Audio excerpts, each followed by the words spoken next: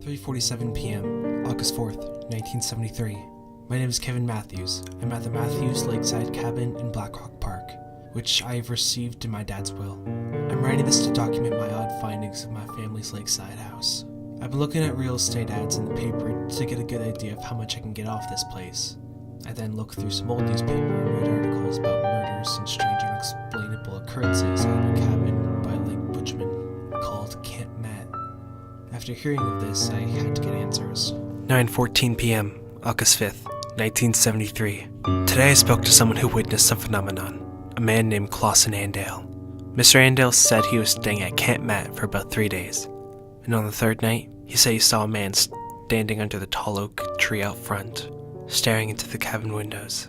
Another odd thing, Clausen said that the man was wearing the same clothes that he was imitating him. Another, Ruth Oakley, found her husband Dylan stabbed to death under the tall oak at Camp Matt in 1953. She swore her innocence to the police, and that she had nothing to do with his death. But the only prints found on the knife were hers, and she claimed she only touched the knife after pulling it out of her husband.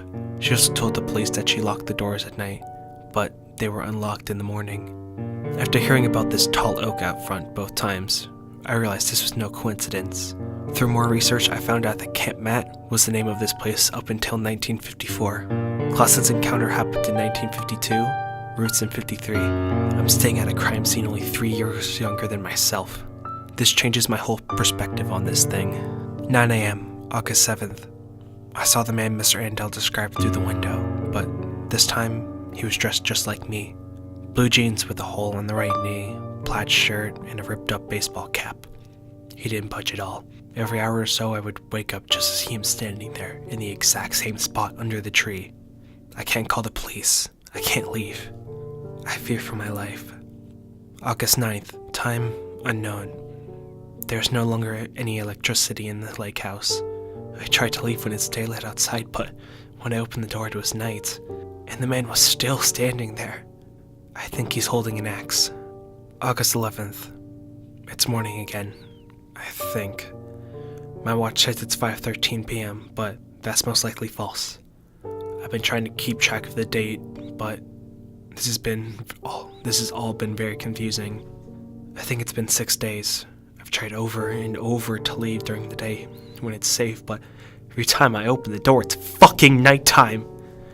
My watch says it's 5:13 p.m., but it could be 9:35 p.m. or 3:18 a.m.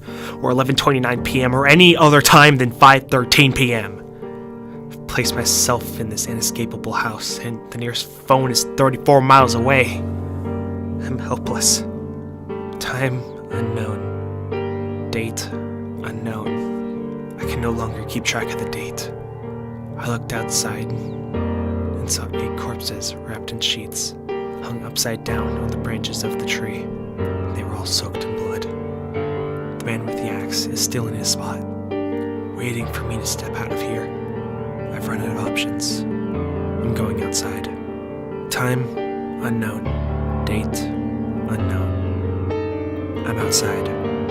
I stood in the light of a lamp mounted on the tree. I keep seeing a man inside the house. He keeps staring at me through the windows. He looks exactly like me. I found an axe at the tree's base. The man in the house is an imposter. He will come out of there, and when he does, it'll all be over.